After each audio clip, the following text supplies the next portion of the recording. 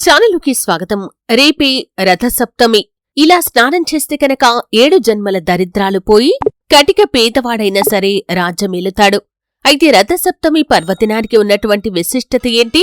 అలాగే ఈ రోజున ఏ విధంగా స్నానం చేయాలి, ఎటువంటి నియమాలు పాటించాలి, ఈ పూర్తి అంశాల గురించి వీడియోలో క్లుప్తంగా తెలుసుకునే ముందు మా చిన్న రిక్వెస్ట్ ఏంటంటే, ఇదివరకు మా ఛానల్ని మీరు సబ్స్క్రైబ్ చేసుకోనట్లయితే సబ్స్క్రైబ్ చేసుకోండి.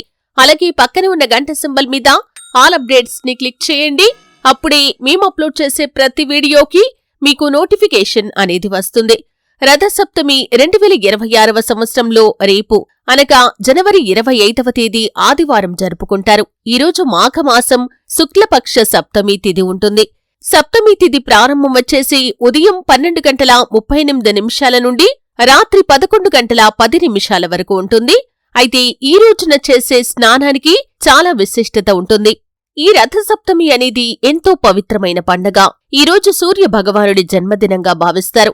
ఈ రోజున ఉదయం స్నానం చేస్తే 7 జన్మల దరిద్రాలు పోతాయి, పాపాలు నశిస్తాయి. కటిక పేదవాడైనా సరే రాజ్యమేలే పరిస్థితి వారికి వస్తుంది. రథ అంటే రథం, సప్తమి అంటే 7వ తేదీ. మాఘమాసంలో శుక్లపక్షం సప్తమి తిథిన సూర్యుడు ఉత్తర దిశగా ప్రయాణాన్ని ప్రారంభిస్తాడు. అప్పుడే ప్రకృతి కొత్త శక్తిని పొందుతుంది. వేసవికాలం మొదలు కాబోతుంది. సూర్యకిరణాలు బలంగా భూమిపైన పడతాయి. ఇది ఒక శుభమైన ఆరంభంగా పరిగణిస్తారు. పురాణాల ప్రకారం సూర్యుడు తన రథాన్ని 7 గుర్రాలతో నడిపిస్తాడు. ఆ 7 గుర్రాలు వారంలో ఉన్న 7 రోజులను సూచిస్తాయి. ఈ రోజున సూర్యుడు తన రథంతో కొత్త ప్రయాణాన్ని మొదలు పెడతాడు. మనకు ఆరోగ్యం, శక్తి, ధైర్యం ఇవ్వమని సూర్య భగవానుణ్ణి ఈ రోజున ప్రార్థించాలి. రథసప్తమి రోజు సూర్యోదయానికి ముందు లేచి స్నానం చేయటం చాలా శుభమైన ఫలితాలను మనకిస్తుంది. స్నానం చేసే ముందు ఒక పాత్రలో నీళ్లు తీసుకుని దాంట్లో మీరు కొన్ని నువ్వులు, అలాగే కొన్ని పూలు, అలాగే కొన్ని తులసి ఆకులు వేసుకోవాలి. తర్వాత తలపైన 7 జిల్లేడు ఆకులు ఉంచుకోవాలి. ఆ 7 ఆకులు 7 జన్మల పాపాల్ని తొలగిస్తాయని నమ్మకం.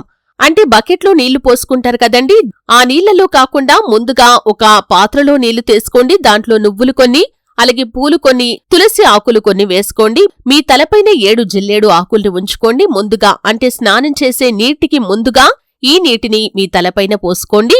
ఆ నీళ్లు మీ తలపైన పోసుకునే సమయంలో శ్లోకాన్ని చెప్పుకోండి.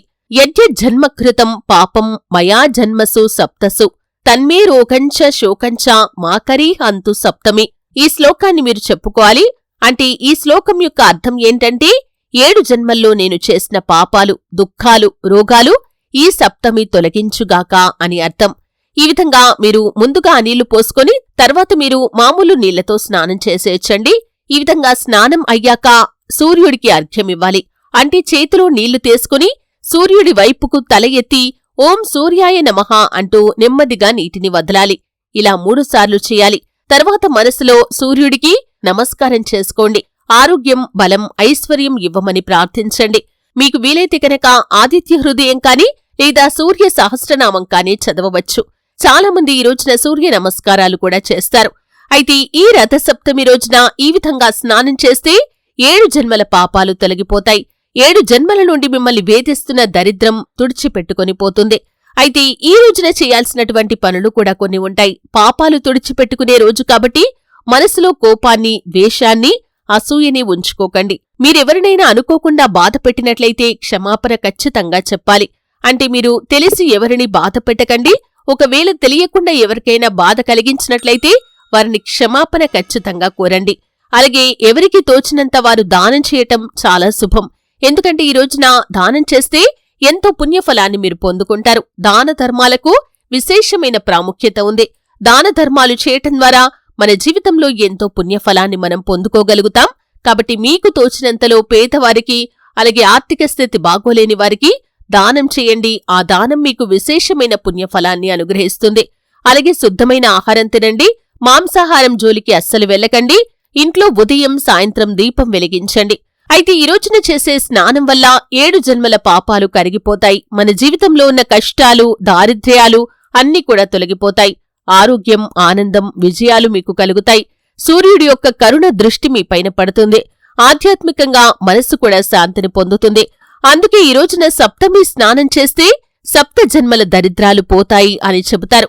పురాణాల ప్రకారం దీనికి సంబంధించి ఒక కథ కూడా ఉంది. ఒకసారి రాజసమానుడు అనే యువకుడు పాపకార్యాల వల్ల బాధపడుతున్నాడు. ఒక ఋషి అతనికి రథసప్తమి రోజున సూర్యస్నానం చేయమని చెప్పాడు. అతను అలాగే చేశాడు. దాంతో అతని రోగాలు తగ్గిపోయాయి. రాజ్యం తిరిగి వచ్చిందట. అప్పటినుండి రథసప్తమి సూర్యస్నానం చాలా పవిత్రమైందిగా భావించబడుతుంది. మన జీవితంలో సూర్యుడు ఒక ముఖ్యమైన శక్తి. ఆయన లేకుండా జీవం లేదు. రథసప్తమి రోజున స్నానం చేసి సూర్యుణ్ణి పూజిస్తే మనకు పుణ్యం, ఆరోగ్యం, ఐశ్వర్యం అన్నీ లభిస్తాయి. మన హృదయం వెలుగుతో నిండిపోతుంది. అందుకే రేపు ఉదయాన్నే లేచి పవిత్రంగా స్నానం చేసి సూర్యుడికి అర్ఘ్యం ఇచ్చి ఈరోజు పండగను భక్తితో జరుపుకోండి. మన హిందూ ధర్మంలో సూర్యుడు కేవలం గ్రహం మాత్రమే కాదు, ఆయన జగత్తుకి జీవాధారం. సూర్యుడు లేకుండా మొక్కలు పెరగవు, నీరు ఆవిరవదు, వర్షం రాదు, మానవులు కూడా జీవించలేరు. అందుకే సూర్యుణ్ణి ప్రత్యక్ష దేవుడు అంటారు. మనకు కనిపించే దేవుడు అంటే సూర్యుడే. పురాణాల్లో ఏం చెప్పబడిందంటే సూర్య భగవానుడు తేజస్విత, జ్ఞానం, ధైర్యం, ఆరోగ్యానికి సంకేతం అని. మన జీవితంలో చీకట్లను తొలగించి వెలుగు తెచ్చేది సూర్యుడి కిరణాలే. రథసప్తమి పేరు వచ్చిన కారణం కూడా ఇదే. సూర్యుడి రథానికి 7 గుర్రాలు ఉంటాయి. వాటి అర్థం కూడా చాలా అందంగా ఉంది. ఆ 7 గుర్రాలు 7 రంగులు, అలాగే 7 రోజులను సూచిస్తాయి. అంటే సూర్యుడు ప్రతిరోజూ మన జీవన చక్రాన్ని ముందుకు తీసుకెళ్తాడన్నమాట. అతని రథసారథి అరుణుడు. అరుణుడు ఉదయకాలపు ఎర్రటి వెలుగుగా కనిపిస్తాడు. అందుకే సూర్యుడు ఉదయించే సమయంలో ఆ ఎర్రటి కాంతి కనిపిస్తుంది. అదే అరుణుడు. కొన్ని పురాణాల్లో రథసప్తమి సూర్యుడి జన్మదినంగా చెప్పబడింది. అంటే ఈ రోజున సూర్యుడు తన శక్తిని, తేజస్సును, జ్వాలలను కొత్తగా ప్రారంభిస్తాడు. అందుకే ఈరోజు సూర్య జయంతి అని కూడా పిలుస్తారు. ఈ రోజు తర్వాత రోజులు క్రమంగా వేడిగా మారుతాయి. అంటే ప్రకృతి కూడా సూర్యశక్తిని మరింత పొందటం మొదలు పెడుతుంది. మన పూర్వజులు ప్రతి పండగ వెనుక ఒక శాస్త్రీయమైన అర్థాన్ని ఉంచారు. రథసప్తమి స్నానం కూడా అలాంటిదే. ఈ స్నానం ఉదయం సూర్యోదయ సమయంలో చేస్తారు. ఈ సమయంలో సూర్యుడి కాంతి మృదువుగా ఉంటుంది. ఆ కాంతి శరీరానికి విటమిన్ డిని కూడా అందిస్తుంది. శరీరంలో శక్తిని పెంచుతుంది. సూర్యోదయ సమయంలో స్నానం చేయటం వల్ల రక్త ప్రసరణ మెరుగుపడుతుంది. అలాగే నాడులు చురుగ్గా పనిచేస్తాయి. చర్మం ఆరోగ్యంగా ఉంటుంది.